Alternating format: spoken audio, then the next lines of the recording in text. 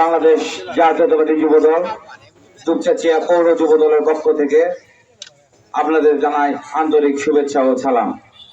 উপস্থিত সভাপতি, secretary, BNP Jubodal, ছাত্রদল, স্বেচ্ছাসেবক দল ও বিএনপির বিভিন্ন অঙ্গ সংগঠনের সকল নেতৃবৃন্দ উপস্থিত আমার সামনে। আমরা দীর্ঘ 16-17 বছর অনেক হয়রানি পেরেশানি মধ্যে দিয়ে আমরা দিন কাটাইছি।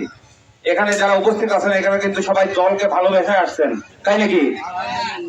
দলের বিনা স্বার্থে ভালোবেসে কিন্তু আপনারা এখানে আমাদের এই মঞ্চে আসছেন।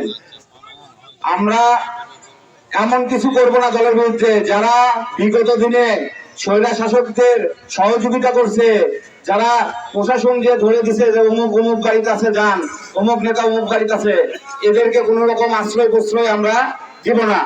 দিব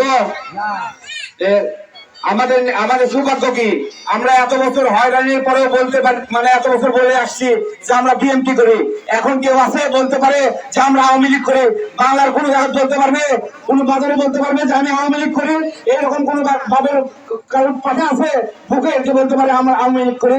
আমরা যে সংগঠন করি আমাদের নেত্রী দেশ ছাড়া পালাইনি, আর আমরা ধিক্কার জানাই আওয়ামী লীগের সন্ত্রাসীদের, যেদের নেত্রী রাতারাতি দেশ ছাড়া পালাই গেছে আর কুলাঙ্গার বাংলার মাটিতে রাখাই গেছে কিছু আওয়ামী লীগ সন্ত্রাসীদের।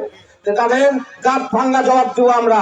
আর আমরা এমন কিছু করবো না যে দলের বদনাম হয়, দলের যেসব কাজকর্মে বদনাম হয় সেসব কাজকর্ম আমরা করব না। এই বলে আমি আমার সংক্ষিপ্ত বক্তব্য এখানেই শেষ করছি।